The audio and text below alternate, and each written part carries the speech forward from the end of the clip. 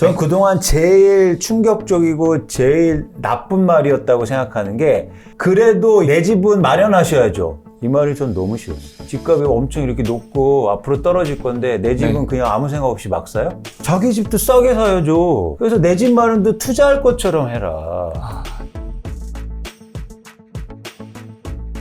아파트 값 하락이 좀 가시화되고 있습니다. 지금 시장 어떻게 좀 바라보고 계신가요?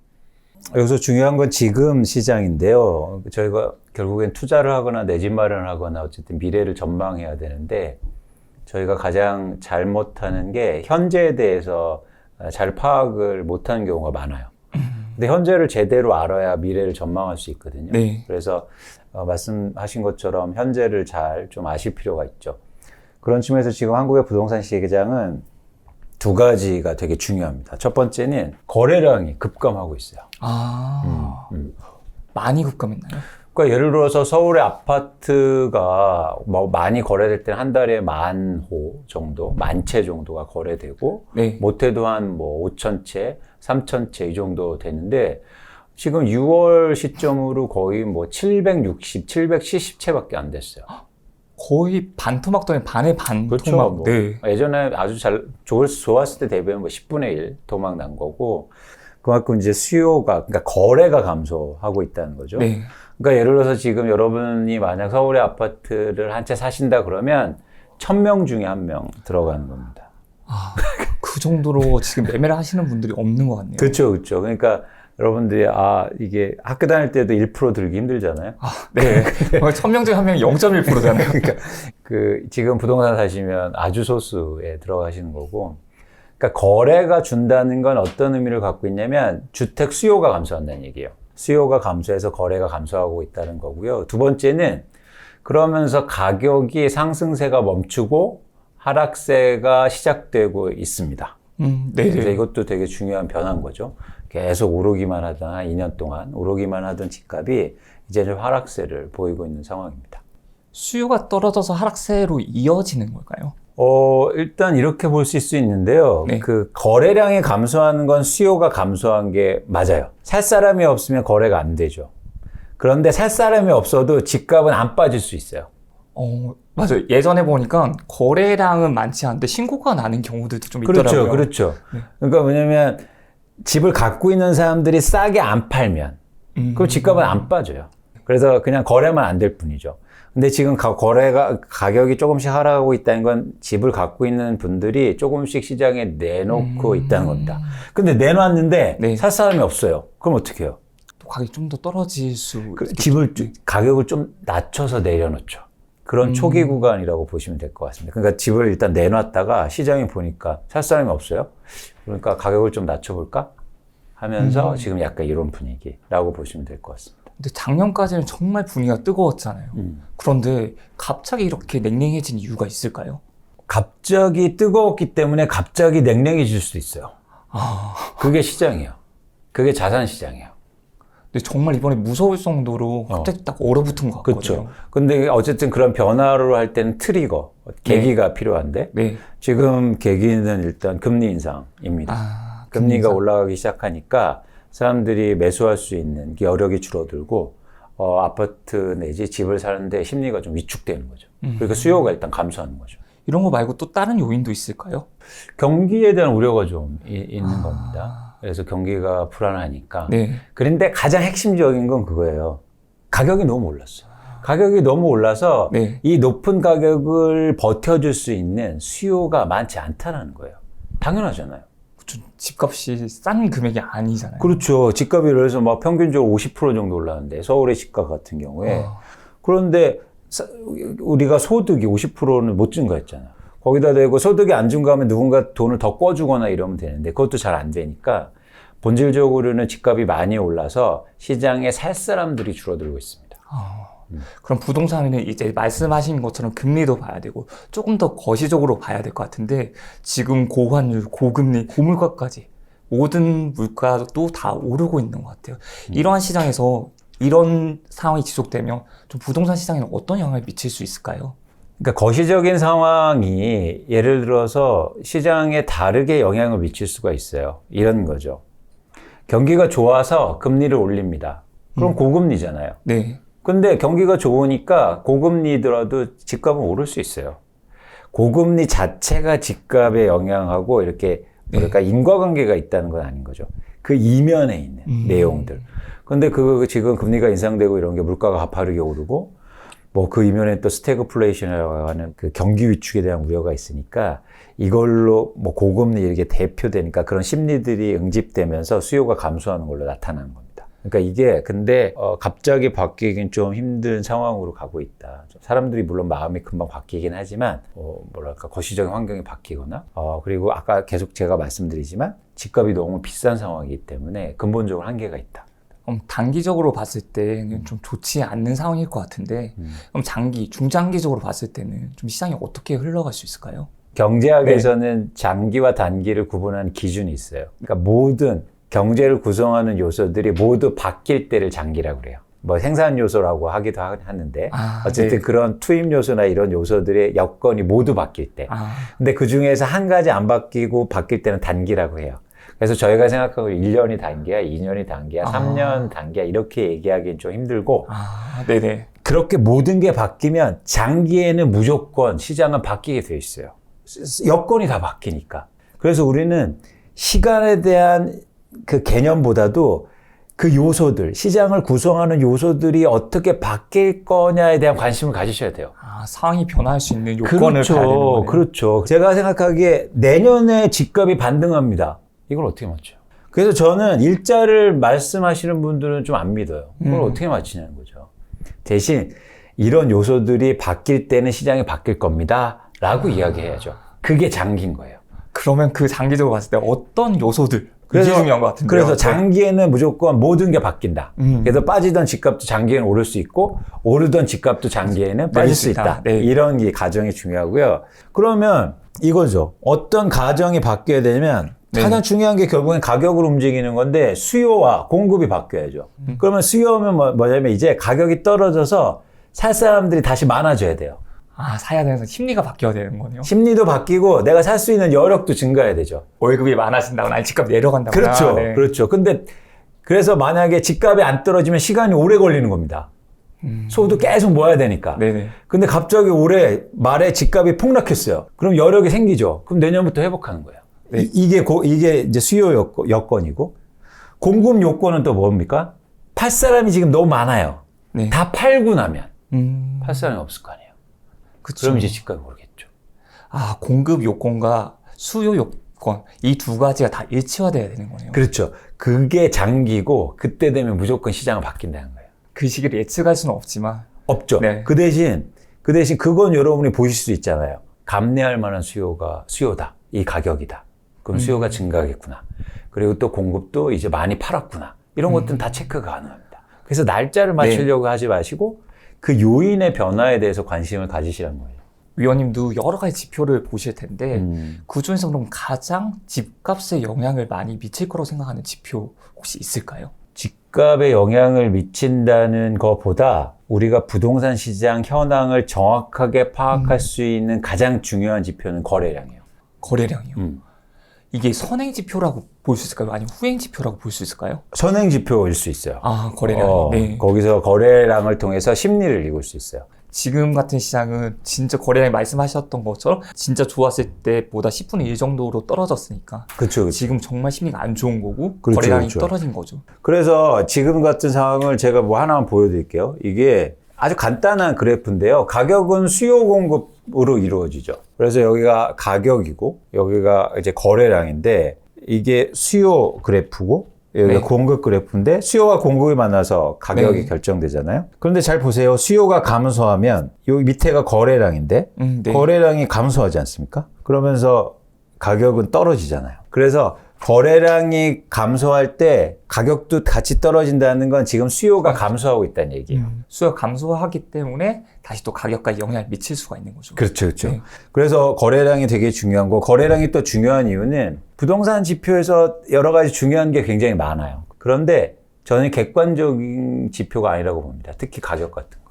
어떻게 보면 거래량이라고 하는 거는 실거래가 일어난 거니까. 그렇죠. 어떻게 속일 보면- 수 없죠. 네, 속일 수가 없는 거네요. 그리고 가격이라는 거 뭐냐면 비싼 아파트가 올라가는 경우도 있고 싼 아파트가 막 혼재되면서 정량적으로 분석하기가 되게 힘들어요. 예를 들어서 두 채가 거래했는데 한 채는 10억이고 5억이면 같이 네. 올랐는데 10억이 1억 빠지고 5억이 1억 올랐다면 이 시장은 많이 오른 겁니까? 많이 떨어진 겁니까?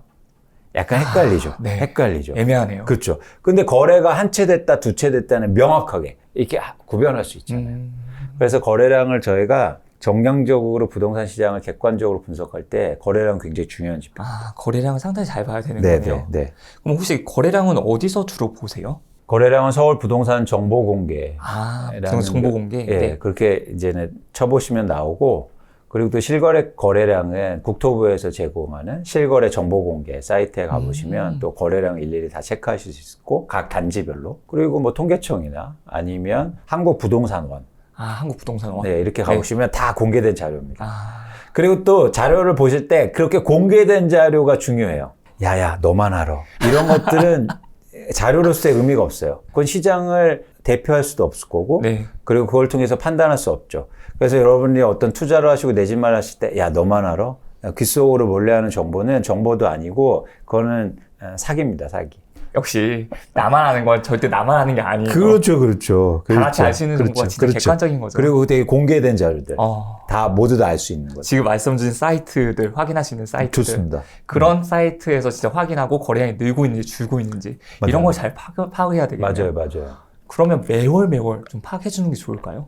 매월 좋습니다. 그러면 이제 저희가 얘기할 게 네. 거래량을 보고 뭘 판단하냐. 이게 중요하잖아요. 그냥 거래량의 증가가 좋은 건지 감소가 좋은 맞아요. 건지. 그래서 거래량은 딱 두 개이지 않습니까? 잘 한번 들어보시면 거래량은 증가하고 있고 그리고 감소하고 있고 이 두 가지 중에 하나겠죠? 네. 아니면 그냥 뭐 이렇게 보합이라고 해서 그냥 어. 비슷비슷한 수준. 네. 이 세 가지 정도로 나눌 수 있죠. 근데 이 세 가지를 통해서는 명확히 또 시장 상황을 판단할 수는 없어요. 이걸 가격하고 같이 보시는 거예요. 거래량이 증가하는데 네. 가격이 상승하고 있다. 좋은 시장일 것 같은. 그렇죠. 느낌. 이때는 네. 뭐냐면 수요가 증가하는 시장입니다. 음. 그래서 되게 좋은 시장이에요. 사람들이 집을 막 살려고 그래요. 그래서 이번엔 거래량이 감소하는데 가격이 상승해요. 이때는요. 수요는 있는데 공급이 없네요. 맞습니다. 공급이 감소하는 거예요. 네. 그래서 시장에 팔려는 사람들이 없는 거예요. 살려는 사람들이 많으니까. 그러니까 이때는 가격이 훨씬 많이 올라요. 크게 올라요. 거의 폭등할 수 있는 정도도 그렇죠. 되겠네요. 최근까지 이거였어요. 그래서 이 단계로 움직이는 겁니다. 근데 이 단계를 지나면 어떤 단계가 오냐면 가격이 하락하면서 네. 거래량이 증가하는 단계가 와요. 가격 하락, 거래량 증가. 예, 이때는 무슨 단계일까요? 네, 공급이 좀 많을 때. 그렇죠. 네. 팔려는 사람들이 많아지면 네. 거래량은 증가하면서 대신 가격은 빠져요. 이때가 사실은 사기가 제일 좋아요. 그렇잖아요. 네네. 쉽게 말하면 살려는 사람들은 별로 없는데 팔려는 사람들 많을 때. 그렇죠. 그럼 서로 팔려고 하니까. 예, 그때 시장은 어떻게 판단하냐면 거래량은 증가하는데 가격이 빠질 때. 이런 시장이 앞으로 올 가능성이 있죠. 그래서 다시 이 시장 온 다음에 다시는 어떻게 됩니까, 그럼? 또 다시 돌아가요. 이번에는 거래가 증가하면서 가격도 증가. 가격이 상승해요. 이때는 다시 수요가 증가하는 거예요. 이게 계속 순환돼요. 이 세 가지 사이클이 있는 거네요. 네. 심플하죠. 이렇게 보면 진짜 심플하네요. 그 대신 듀레이션, 즉 기간은 다른 겁니다. 이게 1년이 갈지 2년이 갈지 6개월이 갈지는 그래서 계속 거래량과 가격을 같이 동시적으로 계속 보는 거예요. 특히 거래량을. 이거 아마 많은 분들이 이걸 궁금해할 거예요. 지금 집값이 이제 조금씩 하락 국면에 들어가고 있는데 2019년에도 잠시 하락했다가 급반등한 적이 있었잖아요. 이것처럼 이게 일시적인 하락일지 아니면 장기적으로 하락이 지속될지 이런 부분이 좀 궁금해 하시는 분들이 많더라고요. 네. 근데 좀 구조적인 측면이 있잖아요. 왜냐하면 네. 수요가 감소하고 있는데 지금. 네. 그래서 거래량이 크게 떨어지고 있고 가격도 이제 하락하고 있다는 건 수요가 감소한 상황에서 매물이 증가하는 거잖아요. 네. 근데 두 개 다 일시적으로 예를 들어서 이 상황이 바뀔 가능성은 적어요. 아까 말씀드린 것처럼 수요가 갑자기 올라오기 힘들고 네. 그다음에 매물이 다 소화된 게 아니잖아요. 이제 시작한 거잖아요. 그래서 이런 지금 상황이 좀 오래 갈 가능성이 있어 보입니다. 뭐 이런 상황이 오래 가게 된다면 또 반전되는 기회를 좀 봐야 될 거잖아요. 그런 게 뭐 거래량으로 나올 수도 있고 또는 공급으로도 나올 수가 있고 또는 뭐 사람의 심리의 변화로도 있을 수가 있을 것 같은데 일단 가격이 좀 떨어져야지 이런 일들이 생길 수가 있을까요? 그렇습니다. 그래서 항상 가격이 중요한 거죠. 가격이 이제 빠지면 다시 수요가 증가하는 거예요. 그러면 거래량도 회복하고 가격도 조금씩 회복하는 거죠. 그러니까 가격이 너무 많이 오른 상황 속에서 지금 수요가 감소하고 있다는 게 되게 중요한 요인입니다. 시장 변화에. 뭐 사실 떨어진다고 해도 얼마까지가 떨어졌을 때 여기가 끝 바닥인지는 알 수가 없잖아요. 그럼 이걸 바닥이라든지 또는 바닥에서 반등한다든지 이렇게 내가 들어가야 될 타이밍을 알 수 있는 그런 시그널이 있을까요? 가격이 빠지는데 네. 어느 날 보니까 내가 사고 싶은 아파트의 거래가 조금씩 돼요. 이거 시장에 누군가 살만한 사람들이 생겼다는 거거든요. 그럼 바닥 찍은 거죠. 쉽게 말하면. 그런데 그 가격이 30%인지 50%인지는 예단하기 힘듭니다. 대신 이런 거죠. 10% 빠졌는데 거래량이 회복해. 그럼 그게 바닥인 거예요. 반면에 50% 빠졌는데 아직도 거래량이 줄어들어요. 그건 더 빠져야 된다는 얘기예요. 지금은 거래량이 회복 안 아직까지- 되잖아요. 그쵸. 회복이 안 되니까 남은 거네요. 아직도 좀 남았죠. 그럼 지금 말씀 주신 서울의 거래 건수가 1000건이 안 된다고 말씀 주셨어요. 그럼 몇 건 정도가 되면 그래도 지금 회복하고 있겠구나 라고 생각할 수 있을까요? 회복은 추세적인 증가를 얘기하는 겁니다. 쉽게 말하면 무슨 얘기냐면 1000건과 2000건이 아니라 1000건이 1100건, 1200건, 1300건이 회복이에요. 그러니까 굳이 2000까지 가는 게 회복이 아니라는 거예요. 그러니까 이렇게 그래프를 그려보시면 완연하게 나타나잖아요. 그러니까 절대량이 중요하지 않아요. 상대적인 관점이 중요한 거죠. 전달보다 얼마 늘었는지, 그렇죠. 전전달보다 얼마 늘었는지. 그렇죠. 그리고 그게 네. 추세적으로 이어지는지. 정량적으로 정해놓고 기다리는 없습니다, 게 아니라. 그거는. 왜냐면 경제라는 게, 투자라는 게 계속 움직이고 변화하잖아요. 그러면 좀 정리해서 말해보자면 지금 상황 자체는 좋지 않은 시장이고 하락 국면으로 들어가는 시점은 맞는 것 같아요. 대신에 이걸 좀 기다릴 필요가 있었고 기다리다가 상황 자체가 수요라든지 공급이라든지 이런 부분에서 바뀌는 부분, 거래량이 좀 더 오르는 부분이 있으면 그때 들어가도 늦지 않다. 그렇죠. 그래서 보시면 무주택자분들은 그러니까 거래량이나 시장의 변화를 잘 보시면서 가격이 이제 하락하는 국면에서 거래가 조금씩 회복하고 있으면 한번 진지하게 고민해 보실 필요가 있는 거고, 그리고 그런 측면에서는 이렇게 변화가 있는 게 좋은 겁니다. 요즘에 이제는 이렇게 빠지는 구간에서도 안 빠지는 데가 있다. 뭐 불패다 이런 얘기 하잖아요. 강남 불패 네. 이야기 많이 하시죠. 그런 데는 사실은 관심 안 가셔도 돼요. 네, 그런 데는 저희한테 기회를 안 주는 거예요. 쉽게 말하면. 저희는 변화하는데 관심을 갖는 거예요. 그래야 저희 제목처럼 부자가 될 거 아닙니까? 그래서 이제 정도의 폭의 문제긴 하겠지만 시장을 오히려 더 열심히 보실 때다. 지금은. 흐름을 계속해서 보고 있어야 되겠네요. 그렇습니다. 그게 공부고 네. 사실은 저희가 노력하는 거죠.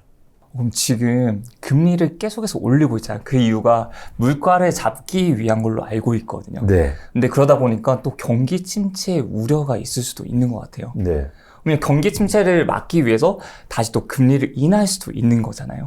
이거의 장단점이 분명히 있을 것 같은데 네. 만약에 다시 또 경기가 너무 침체되는 걸 두려워한 나머지 다시 금리를 인하하기 시작하면 부동산 시장 또 어떻게 변할 수 있을까요? 그때부터 다른 거예요. 왜냐면 네. 지금 전제하셨잖아요. 네. 경기 침체가 돼서 금리 인하되는데 누가 집을 삽니까? 경기가 침체되는데? 일단 침체 조건이라는 것 자체가 그쵸. 좋지 않은 거죠. 그렇죠.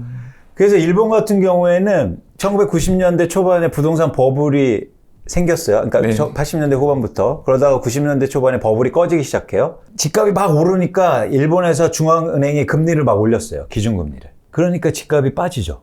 빠지기 시작했어요. 근데 너무 빠르게 빠지니까 정부에서 어떻게 했습니까? 중앙은행에서 금리를 다시 낮췄어요. 굉장히 빠른 속도로. 그런데 사람들이 집을 안 사요. 전제 조건이라는 것 자체가 달라진 거네요. 맞습니다. 예를 들어서 이거죠. 왜 코로나 때는 문제가 생겼냐면 네. 코로나 때문에 경기가 안 좋을 것으로만 예측한 거예요. 빠르게 회복되면서 또 회복될 수도 있었는데, 근데 그거 대비해서 금리를 너무 빨리 낮추고 이러니까 유동성이 폭발한 거죠.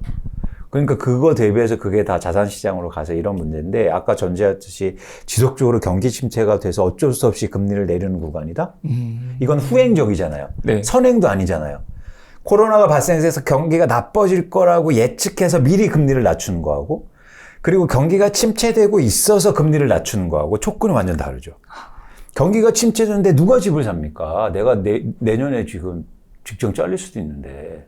사지 못한 상황이 금리를 되겠죠. 아무리 낮춰줘도. 그래서 저희는 단순하게 생각하시면 안 되고 깊은 고민이 필요한 거예요. 예를 들어서 이런 말씀 많이 해요. 인플레이션 하면 부동산 사야 된다. 다 그렇게 얘기해요. 물가가 오르니까 부동산 가격이 오를 수 있죠. 그런데 그 이면에 다른 내용이 있다는 겁니다. 물가가 오르는 게 사람들의 수요가 좋아지고 경기가 좋아져서 물가가 오르는 거하고 지금처럼 비용 인상 요인, 전쟁 나고 막 기후 조건 나빠지고 뭐 코로나 뭐 이런 문제 때문에 유동성 때문에 결국엔 공급이 부족해서 오르는 물가는 더 큰 인플레이션은 더 충격이 큰 거예요. 네. 이런 인플레이션 안에서는 부동산 가격이 오를 수가 없어요. 아, 지금처럼 좀 경기가 좋지 않은 상황에서의 금리 인상까지도 어떻게 뭐 악재가 되는 거니까. 그렇죠. 더더욱 좋지 않은 상황이 될 수 그렇죠. 있겠네요. 그렇죠. 그래서 요즘 또 이런 말씀을 많이 하세요. 경기가 위축되면 금리도 낮추겠지. 그럼 또 부동산 시장 좋아지겠네. 절대 아니다. 조건이 다르다. 경기가 위축되고 나서 금리가 낮추는 건 사람들의 마음을 못 움직이게 한다. 오히려 경기가 지금처럼 침체된 게 아니라 또 오르고 있을 때, 조금은 바닥을 치고 오르고 있을 때 금리까지 낮춰주면 그렇죠. 그때는 또 상황이 그렇죠. 말씀하신 것처럼 상황이 바뀌는 완전히, 거죠. 완전히. 오히려 주택시장 쪽에서는 훨씬 더 좋은 바람이 그렇죠. 불 수가 있는 그렇죠. 거네요. 그렇죠. 그래서 하나만 보면 되는 게 아니네요. 그렇습니다. 그렇게 하나만 보면 다 부자 되셨지 왜 부자 되기가 힘듭니까? 네. 그런 경제 상황은 굉장히 복합적으로 다각적으로 진지한 고민들하고 여러 가지도 고민하시고 의사결정을 하셔야 돼요. 근데 많은 분들이 부동산은 장기적으로 봤을 때 우상향한다고 하잖아요. 그 말은 맞을까요? 장기적으로 보면 그렇죠. 예를 들어서 50년, 100년을 보고 150년을 보면 올라 있죠. 올라 있는데 뭐 예를 들어 서브프라임이나 아니면 IMF도 그 전에 있었고 네. 최근에 코로나도 있었고 이런 것들 잘 보시면 뭐 이렇게 말씀하세요. 그런 때만 빼면 계속 오른다. 그거 왜 뺍니까? 그게 가장 중요한 부분이에요. 그럴 때 기회도 생기고 그때 가장 괴로운 거예요. 근데 그렇게 얘기해요. 한국의 부동산 아파트 가격이 50년 동안 올랐습니다. 근데 IMF 때하고 서브프라임 때는 제외하고요. 그걸 왜 제외해요? 그때가 제일 중요했는데. 아, 그때 위기지만 어떻게 보면 진짜 기회일 수도 그렇죠. 있었던 거잖아요. 그리고 만약에 그때 잘못 선택했으면 엄청 힘들었단 말이에요. 저희 하우스포도 많았고 심지어 집 때문에 이렇게 어려운 분들 많단 말이에요. 근데 왜 그때는 제외하고 얘기합니까? 그때가 제일 중요한데 전 그때만 얘기하고 싶어요. 오히려 다른 사람들이 말하지 않지만 이때를 잘 봐야지 그렇죠. 내 집 마련하기가 제일 좋은 기회였으니까. 그렇죠. 그래서 질문을 이렇게 하죠. 그럴 때 다시 와? 그럴 때 보지 말자가 아니고 네. 그럴 때 다시 올 수 있어? 그럴 때 오면 내가 어떻게 해야지? 라는 거에 관심을 가져야지. 에이, 그때는 보지 마. 그때는 이상한 구간이야. 에? 진짜 중요한 말씀인 네, 것 같아요. 네. 그런 기간들이 살아있으면 계속해서 올 거잖아요. 거의 지금도 거의 10년 만에 한 번씩은 거의 왔던 것 같은데 그렇죠. 그 기회를 사람들은 그렇죠. 공포에 있으면서 보지를 못하잖아요. 그렇죠. 외면하려고 그래. 그리고 심지어 뭐 전문가일 때 그때는 보지 말래. 그때가 제일 중요한데 그때가 왜 그렇게 됐고 그리고 그때 이후로 어떻게 시장이 바뀌었는지 이거에 대해서 저희가 더 많이 배우고 더 많이 알아야 된다는 겁니다. 사실은 더 많이 저희가 배울 건 성공에 있지 않아요. 실패해서 더 많이 배워요. 그러면 지금 현금 1억을 가지고 있는 사람이 내 집 마련을 하는 게 좋을까요? 아니면 투자를 하는 게 좋을까요? 아니면 그 돈을 가만히 가지고 있는 게 좋을까요? 집만 따지면 1억으로 살 수 있는 집은 이제 많지 않아요. 그러니까 주택 중에서 아파트는 거의 불가능하고 주택 같은 경우 이제 빌라, 외곽 지역에 이런 건데 그런데 단점이 뭐냐면 거주가 힘들다는 거예요. 물론 거주하는 분이 계시죠. 그런데 행동 반경이나 아니면 직장이나 이것 때문에 거주하기 힘든 지역일 가능성이 크죠. 지금의 집을 만약 매입하실 때는 가장 중요한 조건은 내가 거주할 수 있는 집을 사야 됩니다. 투자로 사시면 안 돼요. 네, 만약 꼭 사신다면 저는 말리고 싶을 때 근데 그런 입장에서는 지금 네. 만약 1억을 갖고 집을 산다면 내가 거주할 수 있는 집을 살 수도 없고 좀 엉뚱한 집을 사는 것도 맞지 않다. 그런 집에서 사시면 안 된다라는 말씀을 드리는 겁니다. 그럼 오히려 내 집 마련이냐 전세냐 두 가지를 보자면 전세로 거주하는 게 더 낫다고 말씀하시는 걸까요? 그렇죠. 그래서 지금은 어차피 전월세로 거주하고 계실 테니까 지금의 상황을 유지하는 게 되게 좋습니다. 불안하고 시장의 변동성이 클 때는요. 가만히 있는 게 좋아요. 대신 계속 상황의 변화를 좀 보시고 내가 어떻게 향후에 계획 같은 것도 세워보시고 이래야죠. 근데 여기서 막 변동성이 크고 어떻게 될지 모르는데 여기서 뭔가 액션을 하는 거 되게 힘듭니다. 주식시장 안 좋을 때 베어마켓이라고 하잖아요. 고음이잖아요. 고음이 이렇게 왔는데 그 안에서 막 춤추고 이래봐요. 가만히 있어요, 진짜. 가만히 있어야 돼요. 네. 그런 시장. 그래서 그 얘기가 그래서 베어마켓인 거예요. 그냥 아무것도 하지 말고 가만히 있으라는 거죠. 상황을 지켜오면서. 그러니까 최대한. 그리고 그런 투자에 대해서 좀 조심스럽게 생각하고. 그럼 만약에 시기가 좀 변했어요. 좀 전에 말씀 주셨던 IMF나 또는 서프라임 사태가 났을 때 그때라면 그 1억을 가지고 내 집 마련을 하는 게 좋을까요? 아니면 전세로 거주하는 게 좋을까요? 그때는 사야죠. 그때는 뭐냐면 그때는 조건이 달라지죠. 네. 예를 들어서 내가 A 지역에 살고 있는데 1억 갖고 지금은 B 지역에 살 수밖에 없어요. 근데 시장이 바뀌면 이제 A 지역에 살 수 있는 조건으로 되잖아요. 내가 바뀔 거를 생각하지 마시고 주변이 바뀌는 거에 대응을 해야 됩니다. 그럼 그때는 대출을 좀 받아서 사도 될까요? 그럼요. 집은 원래 대출을 받아서 사야 되니까. 그러니까 이것도 마찬가지입니다. 네. 금리가 올라가는 구간에는 대출을 받으면 금리가 계속 인상될 때니까 힘들 텐데 그냥 금리가 높은 수준이에요. 근데 집값은 떨어져 있어. 근데 금리가 높다고 해서 대출을 안 받으면 안 돼요. 왜냐면 금리가 높으니까 집값은 떨어졌고 금리 낮출 거예요, 나중에. 그럼 변하잖아요. 그럼 그때는 대출 받아서 사야죠. 아니, 예를 들어 집값 빠졌는데 어떻게 네. 고금리를 유지합니까? 경기 침체가 됐다고 네. 되는 거죠. 그럼 네. 다 뭔가 연관이 돼 있는 거예요. 그래서 집값이 막 올랐는데 네. 금리가 낮아요. 네. 그럼 어떤 걸 예측할 수 있습니까? 금리를 올리겠죠. 그렇죠. 그래서 이때는 대출 많이 일으키면 안 되는 거예요, 사실은. 지금은 낮더라도. 얼마 전 같은 상황이네요. 집값 오르고 있었는데 금리는 거의 제로금리에 가까웠으니까. 그렇죠. 그러면 딱 무슨 얘기입니까? 이게 이렇게 이 제로금리가 유지가 될까? 그럼 금리가 올라가겠구나. 그럼 그때는 오히려 대출을 꾹이 받으셔야 된다면 고정금리로 받는 거죠. 올라갈 거니까. 반대로 금리가 아예 높아요. 경기가 막 안 좋아요. 그러면 변동금리로 받아야죠. 떨어질 거니까. 그렇죠. 금리가. 그렇죠. 그때 네. 불확실성 제거한다고 고정금리로 받으면 엄청 힘든 거죠. 쭉 가는 거네요, 진짜. 네. 오랜 시간 동안. 네. 그러니까 그렇게 저희가 뭔가 경제적 의사결정을 할 때는 앞을 조금만 보시면서, 물론 틀릴 수도 있습니다. 아, 네네. 틀릴 수는 있는데, 그런 틀림을 통해서 저희가 또 공부하게 되고 배우는 거잖아요. 그래서, 내일을 보시면서 투자를 좀 하시고, 내 집 마련이든 투자든 그런 의사결정 하셨으면 좋겠습니다.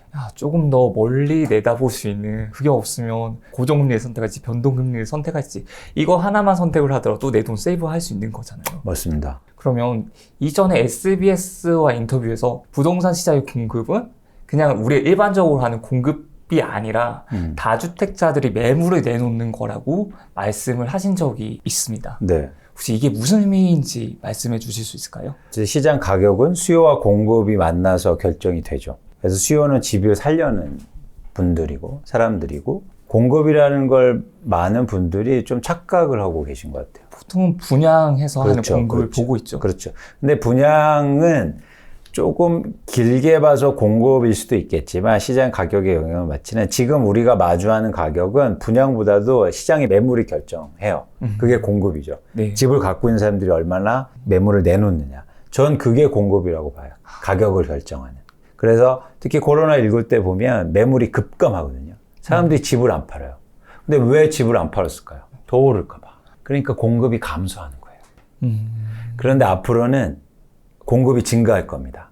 이미 전국 평균 한 20% 정도 증가했는데. 내놓는 사람이 더 많다는 그렇죠. 거죠. 왜 내놓을까요? 이제 떨어질 것 같으니까. 그렇죠. 그 지점이요. 기대가 매물을 만들어요. 그래서 정책도 안 통해요. 막 세금 막 부과해. 그런데 내가 집값 오를 것 같거든? 팔아요? 안 파는 사람들이 더 많겠죠. 안 팔아. 근데 세금 이제 안 내도 돼. 세금 적게 내도 돼. 그래도 팔아요. 왜? 떨어질 것 같으면. 그 심리는 어쩔 수가 없는 것 같아요. 그렇죠. 그래서 그게 매물이고 그게 공급이라는 거예요. 그럼 오히려 지금 유주택자들이 내놓는 매물이 많이 늘어나고 있기 때문에 오히려 시장은 좀 공급이 증가할 수 있다. 늘어나고 있다는 거죠. 그렇죠. 지금 공급이 없어서 이제 집값이 오를 거라고 생각하시는 분들도 있거든요. 특히 서울 쪽은 공급이 많지가 않잖아요. 그리고 공급이 예정되어 있던 곳들도 계속해서 밀리고 있잖아요. 그렇기 때문에 전세값이 이제는 계속 오를 거다. 매매값이 좀 더 오를 수도 있지 않을까. 떨어져도 많이 떨어지지 않을 거라는 의견들도 많이 있거든요. 전세값은 기본적으로 매매 가격에 연동될 수밖에 없습니다. 시간차가 있지. 그러니까 매매 가격이 오르지 못하면 전세 가격도 못 올라요. 한계가 있는 거죠. 그렇기 때문에 최근에 월세가 증가하는 이유이기도 해요. 전세가를 못 올리니까 네. 월세로 전환하는 거죠. 월세가 진짜 많이 늘어났어요. 지금 서울에서 거래되는 임대차 계약 중에서 50% 이상이 월세입니다. 그런 적이 없지 않았나요? 그렇습니다. 그러니까 뭐냐면 계속 전세 가격이 오르기도 힘들다. 매매가가 안 움직이면 그런 한계가 있다는 거고, 또 하나 뭐냐면 이제 주택 공급이 부족하다는 말씀을 많이 하시는데 지금 다 어딘가 누군가 살고 있어요. 그래서 말씀드리고 싶은 건 내가 살고 싶은 집은 언제나 부족했어요. 절대수가 부족한 게 아니고 새 집이 부족하다 뭐 이런 부족이라는 거죠. 근데 그게 집값에 영향을 미치지 않는다는 거예요. 쉽게 말해서 네. 수요는요, 내가 집 살고 싶어요, 사고 싶어요라는 게 다 수요입니까? 가수요도 분명히 있지 않을까요? 그렇죠. 네. 가수요뿐만 아니라 내가 능력이 있어야 되잖아요. 그쵸. 나 좋은 차 막 2억짜리 사고 싶어. 그러면 그 2억짜리 만드는 회사에서 그 분들 다 사고 싶은 다를 수요를 파악해요? 아니잖아요. 그런 차원에서는 사실은 한국의 이 여력 대비해서 공급은 절대 부족하지 않다. 매치업하면. 대신 아까 말씀드린 가격이 그럼 왜 오르느냐? 안 팔아서 그런 거야. 더 오를까봐. 집을 갖고 있는 사람들이. 그럼 지금 조금씩 늘어나고 있는 거는 이제 가격이 떨어질까봐 팔려고 하는 사람 늘어나고 있는 거예요. 늘어나죠. 그리고 가격이 네. 많이 올랐으니까 돈을 벌려면 팔아야죠. 근데 지금 거래가 잘 되지 않고 있잖아요. 지금은 집을 못 파는 시기라고 좀 봐야 될까요? 가격을 낮춰야죠. 또 파는 사람 입장에서는 그건 쉽지 않을 것 같거든요. 근데 보세요. 꼭 팔아야 되는 사람이 있잖아요. 그런 분들이 한두 명씩 나오기 시작하면 그 암묵적인 담합이 와해되기 시작합니다. 그럼 먼저 파는 사람들이 위너예요. 의외로 매물이 더 많이 증가하고 가격 하락폭이 커질 수 있어요. 과거에도 그랬고. 1주택자라도 지금 좀 걱정이 되게 되면 매도를 생각할 수도 있잖아요. 자기가 거주하지 않는 집이면 파는 게 낫겠죠. 뭐 전세를 주고 있거나 이랬을 그렇죠. 때는. 그리고 살아야 될 집이 아니라면. 그때 오히려 팔고 네. 더 좋은 기회를 노리는 게 더 낫고. 그렇습니다. 계속 시장은 변화하니까 그걸 좀 지켜보시면 좋으실 것 같습니다. 제가 그런 측면에서 한번 흥미로운 걸 한번 보여드릴 건데요. 왜 이런 말 많이 하잖아요. 이제 연끌을 많이 했다. 맞습니다. 그렇죠. 실제로 2021년도에 연끌을 많이 했죠. 20, 30대가 집을 많이 샀는데 누적적으로 보면 최근에 집값이 계속 상승되는 구간에 집을 가장 많이 산 세대는 오히려 70대 이상이 많아요. 근데 오히려 70대들이 많았군요. 네, 이거 잘 보시면 60대. 세대별로 그동안 누적해서 몇 호에 주택을 샀느냐는 그 네. 표시인데 80세 이상이 최근에 15만 채를 사요. 70대 이상이 22만 5천 채를 삽니다. 한번 생각해 보세요. 이렇게 고령층의 분들이 집을 왜 샀을까요? 왜 통계적으로만 보면 네. 7, 80대는 자기 집이 있어요. 네. 비율이 높아요. 자기 집이 있는데 왜 집을 샀을까요? 투자로 산 거예요. 투자로 굉장히 시장을 산 사람들이 많았다는 거예요.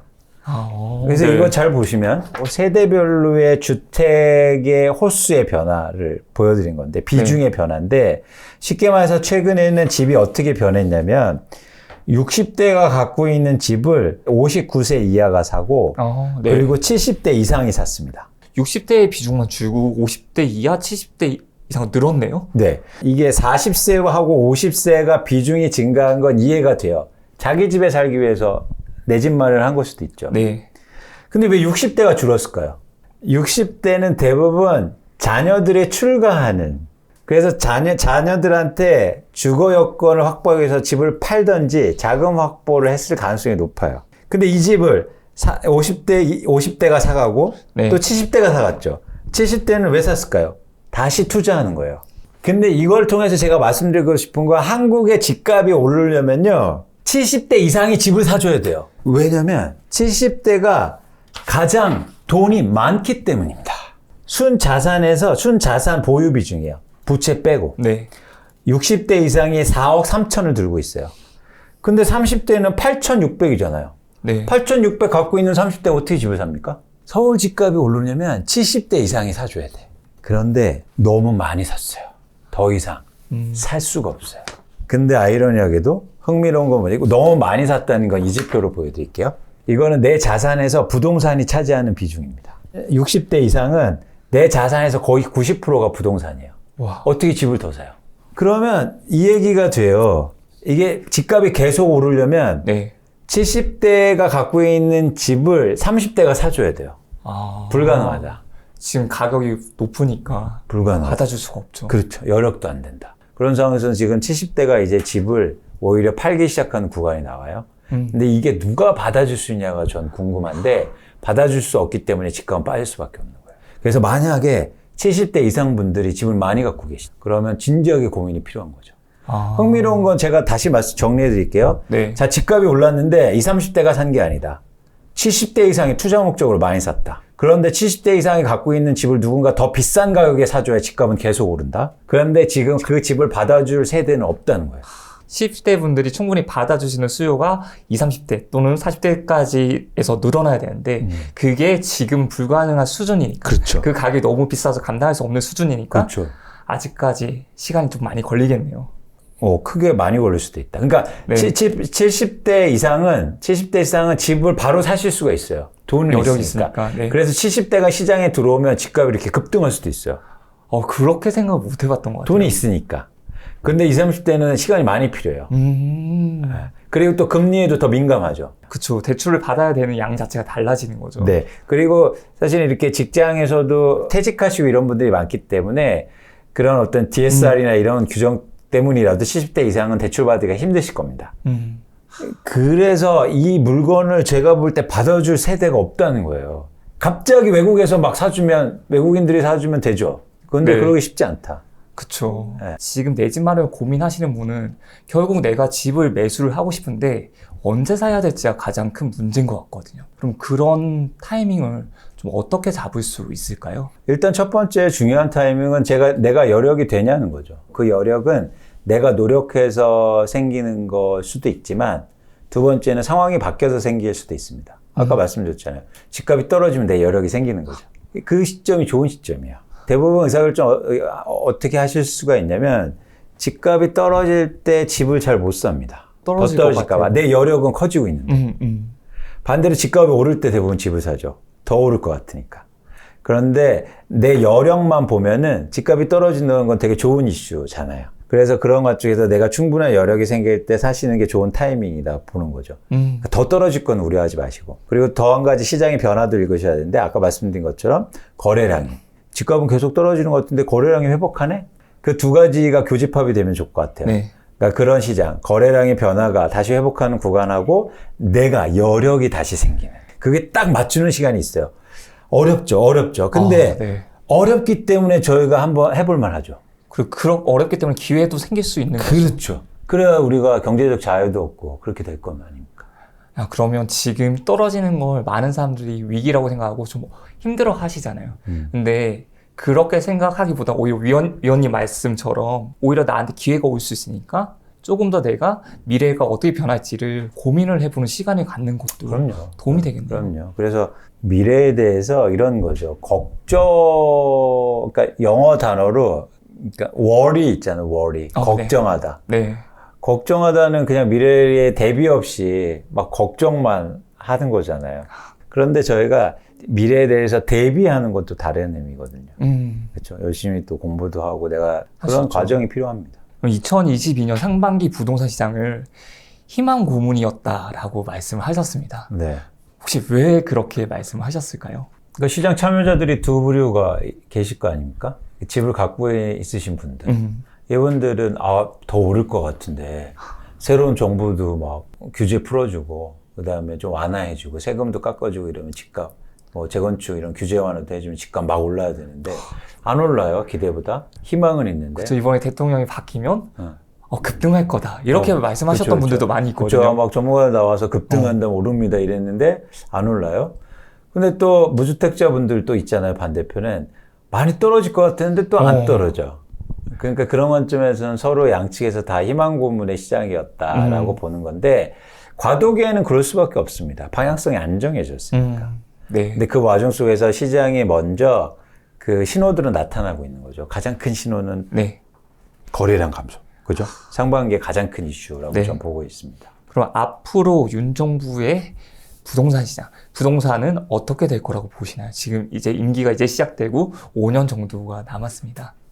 정부나 정치나 정책은 부동산 시장이나 자산 시장에 영향을 크게 미치긴 힘들어요. 전 정부도 부동산 가격 그렇게 잡으려고 해도 안 됐잖아요. 그래서 이번 정부도 만약 부동산 가격이 제 예상대로 떨어지기 시작하면 뭐 부양책도 쓸 수 있고 완화책도 쓸 수 있는데 그래도 이 대세는 좀 잡긴 힘들다. 지금도 조금 좀 분위기가 좋지 않은 지역들, 이런 지역들은 조정 대상 지역에서 해제를 했습니다. 왜 여기를 조정 대상 지역에서 풀었을까요?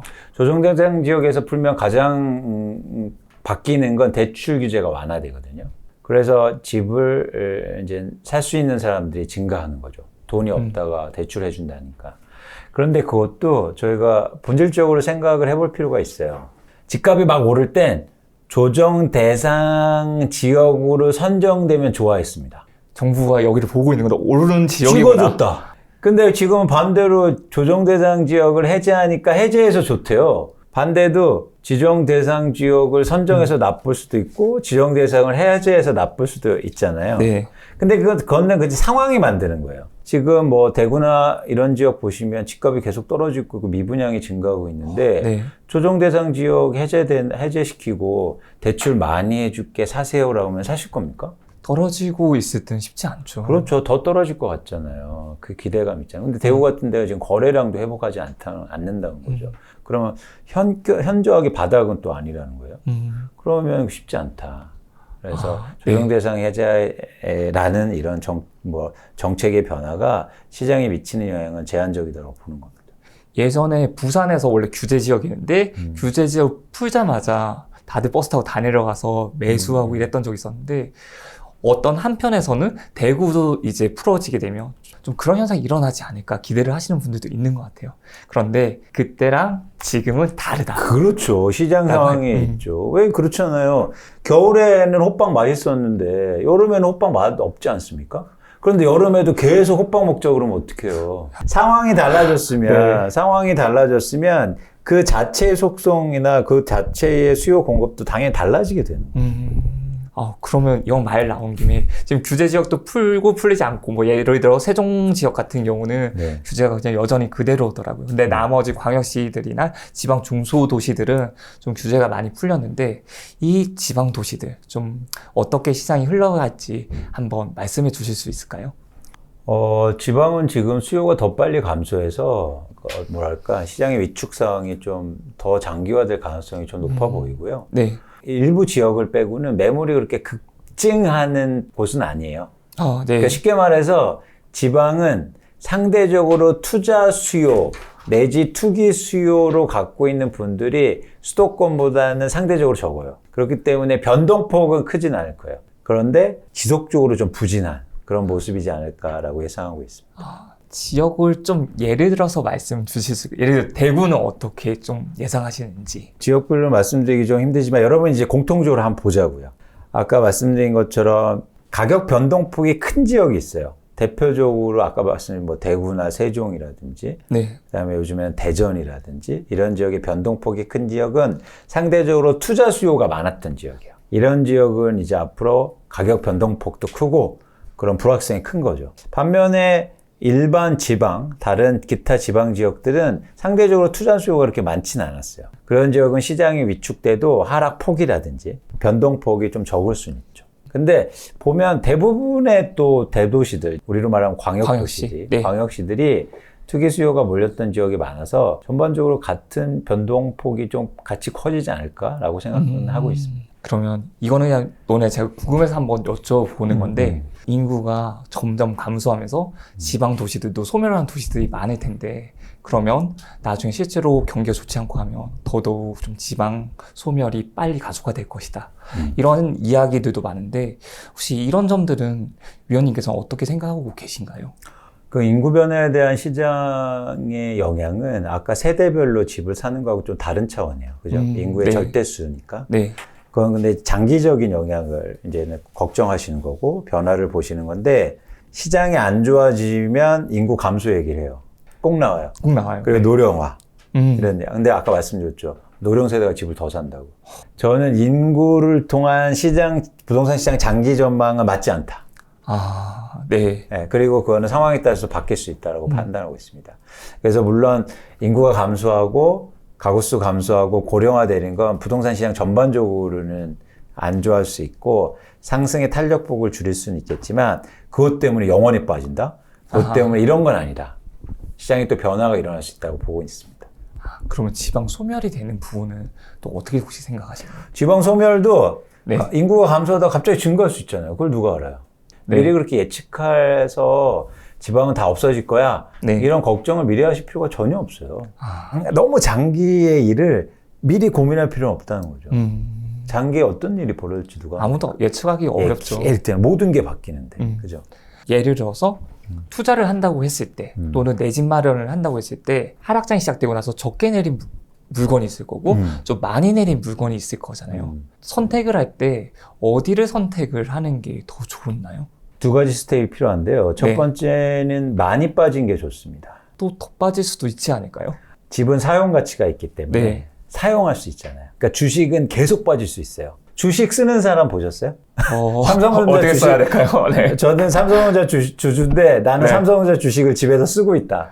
못 쓰잖아요. 네. 근데 부동산 쓰잖아요. 네. 내가 쓸 수도 있고 임대를 줄 수 있고 이래서 하방 경직성을 갖고 있습니다. 네. 그 사용 가치만큼.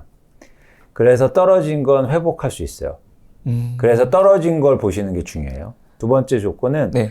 이상하게 떨어질 이유가 없었는데 많이 빠진 곳이 좋아요. 아, 근데 갑자기 시장 흐름의 분위기에 따라서 빠진 지역들. 그렇죠. 뭐 여기 시장 분위기처럼 같이 빠지고 막 이랬다. 이상하게 이유가 없는데. 네, 그러면 그런 지역이 훨씬 더 매력적이죠. 그래서 이 두 가지 조건. 근데 관성적으로 사람들은 어디에 관심을 더 많이 가지냐면 가격이 빠질 때는 안 빠진 거에 관심을 가져요. 전혀 의미 없는 일입니다. 안 빠진 거는 그냥 그 집을 갖고 있는 사람이 좋은 거지 내가 좋을 건 없어요.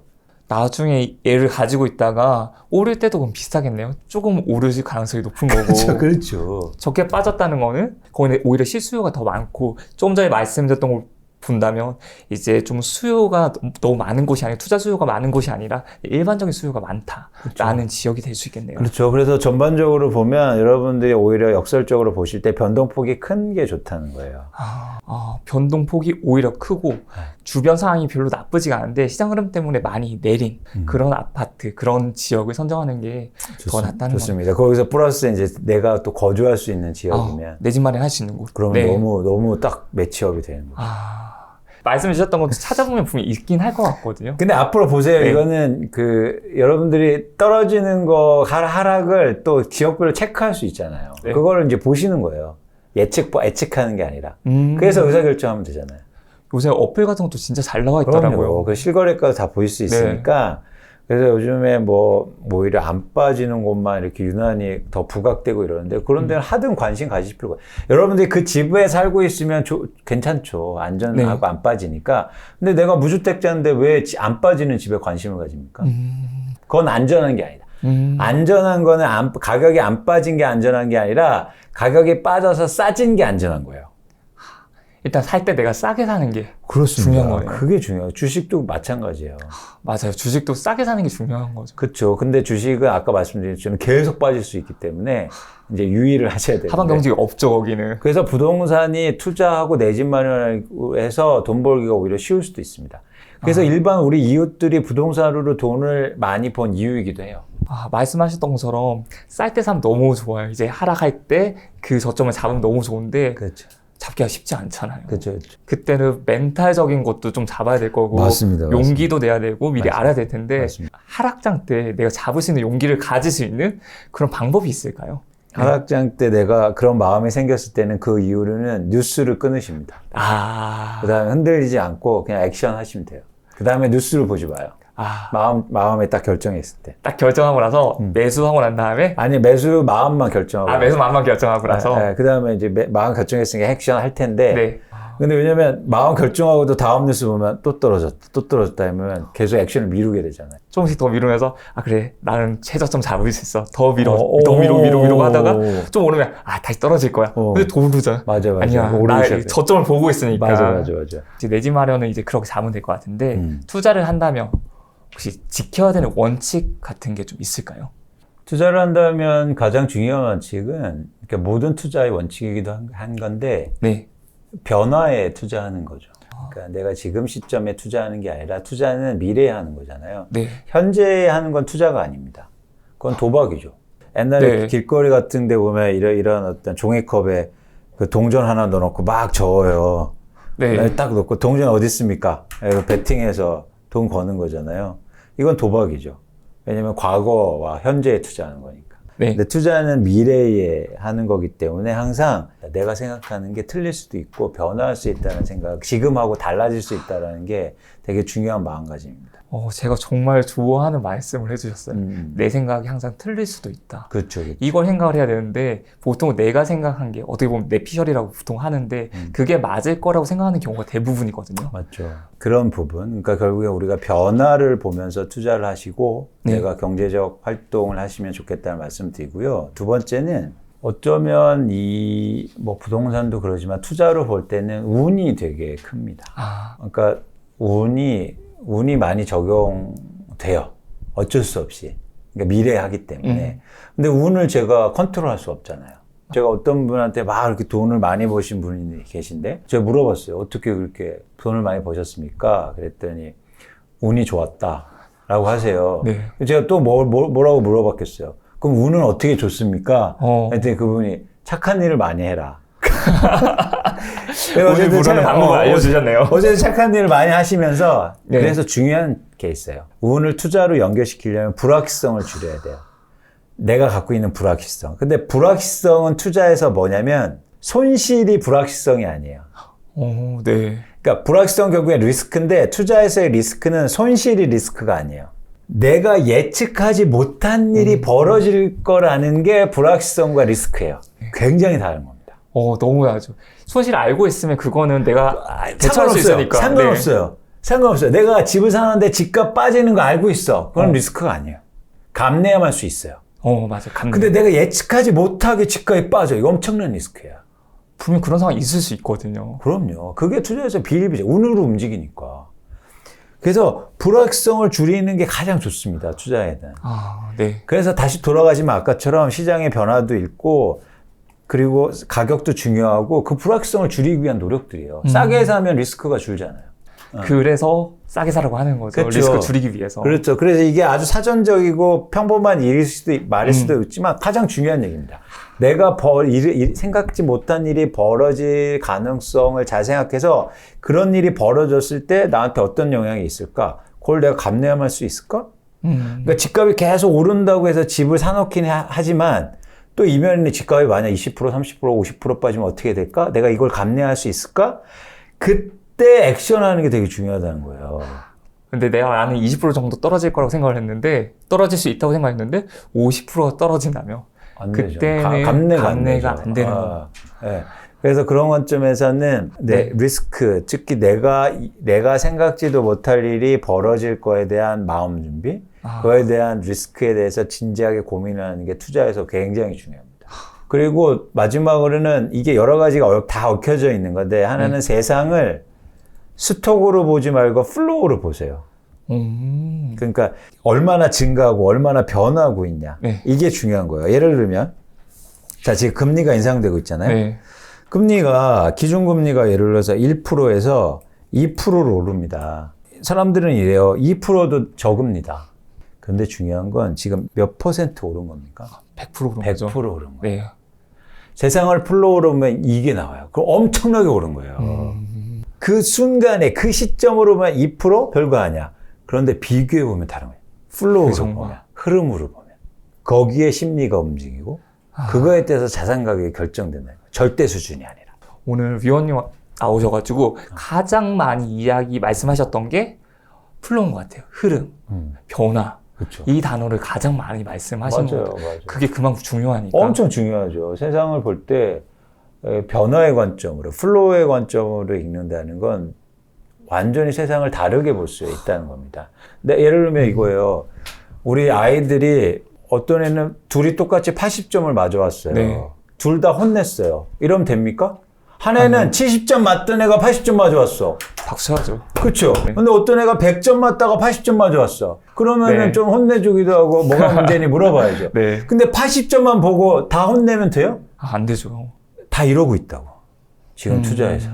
그래서 투자가 힘든 거기도 하지만 그래서 문제가 생기기도 하는 겁니다. 그래서 특히 이렇게 투자를 연끌하신 분들, 고민을 하시는 분들이 많은 것 같아요. 이제 이분들은 이 상황에서 좀 어떻게 하시는 게 좋을까요?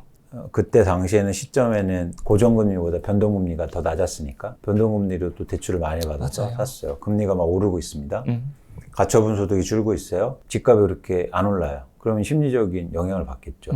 그러면 또 잘못된 판단에 어떻게 할 수 있냐면 그럼 집을 팔까? 이럴 수도 생각할 있어요. 수 있죠. 매달 막 나가는 이자도 많이 내니까. 그런데 제가 볼 때는 내가 지금 거주하고 있는 집이면 그러시면 안 된다라고 생각하고 있고 그 기간을 잘 감내할 필요가 있다고 보고 있습니다. 좀 힘드시더라도. 감내 기간이라고 볼 수 있겠네요. 네. 그런데 대신 내가 거주하고 있지 않는 집이 문제예요. 근데 그 집이 빠지면 더 심리적으로 크게 위축돼요. 그래서 그런 경우에는 좀 힘들더라도 그 집에서 거주하는 노력을 좀 하고. 그래서 요즘에 제가 드리는 말씀이 그냥 우스갯소리가 아니고 이제 거주하시면서 집값이 좀 출렁거리시더라도 집도 좀 예쁘게 꾸미시고 네, 그다음에 좀 화분도 좀 기르시고 집에 애정이 생기면 집값이 좀 빠져도 괜찮습니다. 투자를 하시는 분들도 있을 거고 분명히 실거주를 마련하시려고 하시는 분들 분명히 있을 것 같거든요. 그럼 그분들의 마음가짐은 좀 어떻게 좀 원칙을 가지고 해야 될까요? 전 실수요자분들도 투자로 생각하시면 좋겠다. 아, 투자자처럼? 전 네. 그동안 제일 충격적이고 제일 나쁜 말이었다고 생각하는 게 그래도 내 집은 마련하셔야죠. 이 말이 전 너무 싫었어요. 아니 그러면 집값이 높으면 집값이 엄청 이렇게 높고 앞으로 떨어질 건데 내 집은 네. 그냥 아무 생각 없이 막 사요? 살 거라고? 자기 집도 싸게 사야죠. 그래서 내 집 마련도 투자할 것처럼 해라. 슈퍼에 가서도 그러지 않습니까? 비싸면 좀 아예 내일 먹지. 꼭 먹어야 할 것도 그러지 않습니까? 집도 그래야죠. 그래서 지금 영끌해서 샀는데 어떻게 됩니까 이거. 그러니까 저는 내 집 마련도 아까 말씀드린 것처럼 투자로 세상을 좀 보시고 투자로 접근하시면 좋겠다는 말씀 드립니다. 물론 어렵죠. 어려운데 그럼 어려우니까 한번 해볼 만한 거 아닙니까? 그러니까 자료에서 보면 그 시장 변화들이 다 나타나고 원인들이 나타나요. 네네. 근데 우리가 잘못 판단하는 가장 큰 이유가 아 그래 사람들이 그냥 그렇게 생각하니까 그래 그 집이 부족하니까 그래 20, 30대가 많이 샀으니까 라고 자료도 보지 않고 미리 생각하니까 근데 사실관계가 달라요. 그래서 여러분들이 일반적으로 생각하는 거하고 실제 내용하고 다르다는 걸 꼭 아셨으면 좋겠다. 그래서 이제 자료를 제가 굳이 보여드리는 거고 네. 이거 잘 보시면 이게 강남의 모 아파트의 과거에 실거래가를 제가 점으로 다 표시한 거예요. 근데 잘 보세요. 이 가격이 7억대 후반에 거래되다가 1년도 안 돼서 갑자기 뭐 12억대까지 거래되죠. 우와, 확 오릅니다. 근데 어떻게 돼요? 갑자기 바로 다시 빠지네요? 또 1년도 안 돼서 빠져요. 그러다 결국에는 한 2006년부터 2013년까지 한 6, 7년간 쭉 보면 가격이 하나도 안 올랐잖아요. 네. 계속 이렇게 변동하다가 네네. 이런 거잖아요. 그러니까 이 그래프를 보실 때 과연 저는 두 가지 질문을 한번 해보고 싶다는 거죠. 가격 계속 올랐습니까? 이때만 봤으면 계속 오른 것처럼 느껴져요. 그죠? 오른 구간에. 근데 또 이때 보면 계속 빠진 것처럼 얘기해요. 이때 관심을 갖고 쉽게 말하면 이때 관심 좀 덜 갖고 시장의 변화를 읽고 이래야 된다는 거죠. 그리고 또 하나 이게 앞으로도 이럴 가능성이 높은데 이런 변동성이 되게 커질 수 있습니다. 그래서 여러분들은 내 집 마련하거나 어쨌든 보실 때 이런 변동성에 되게 유의하실 필요가 있다. 그런데 공교롭게도 항상 오를 때 마음이 동한다. 사고 싶어지고 이 지금 순간이 아니면 내가 못 살 것 같다는 위기감을 너무 많이 느낄 수밖에 없거든요. 반대로 빠질 때는 거래가 잘 안 돼요. 그러니까 여러분들이 한국의 집이 부동산이 아주 독특한 성격을 갖고 있어요. 왜 독특한 성격을 갖고 있냐면 부동산의 가격을 움직이는 건 금융화돼 있고 투자화돼 있어요. 이 시장 자체가. 그래서 수요가 시장을 움직입니다. 네. 공급이 아니에요. 근데 수요는 독특한 특징이 있잖아요.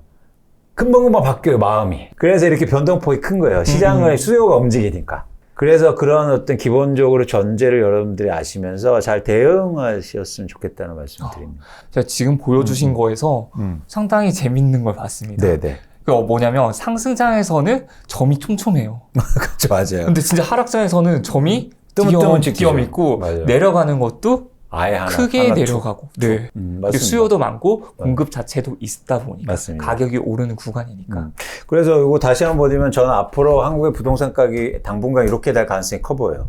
갑자기 뭐 회복됐다가 갑자기 확 빠지고. 그래서 여러분들이 이 시장의 변화를 좀 잘 유의 깊게 보셔야 돼요. 근데 또 장기적 이걸 또 길게 보면 아무것도 변화가 없었다. 그쵸. 끝과 끝을 보면 거의 비슷한 정도. 네, 이렇게가 당분간 좀 앞으로 갈 가능성이 높아 보입니다. 월부에 2030 세대들이 정말 많이 시청하고 있습니다. 네. 요즘 부동산을 보면서 안타까워 하시는 분들이 정말 많은데요.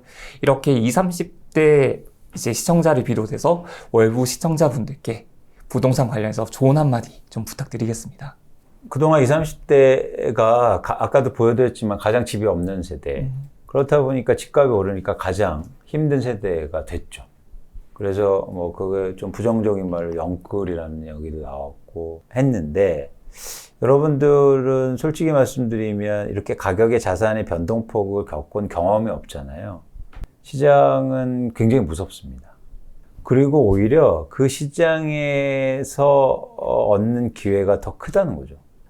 물론 가지고 계신 그 현재 위치, 그리고 현재 뭐 집에 가지고 있다, 안 가지고 있다, 이런 거에 대해서 다르시겠지만, 여러분들이 투자로 세상을 보시고, 또 내 집 마련이나 아니면 부동산을 보실 때, 변화를 좀 읽으셨으면 좋겠다는 말씀을 꼭 드리고 싶어요. 그래서 여러분들이 보시고 계신 게 전부가 아니다. 그리고 과거를 보면, 맞아. 그런 기간들이 있어 왔고, 그런 기간들에서 여러분 더 관심 가지는 게 필요하다. 그리고 이번에 여러분이 조금 더 어려우실 수도 있고 어쩌면 기회를 또 잡을 수 있는데 이런 것들 또 잘 또 배우셔서 대응을 하시고 또 잘 기억해 놓으시고 나중을 위해서 그러셨으면 좋겠습니다. 기회는요 내가 없을 거라고 생각할 때 또 오더라고요.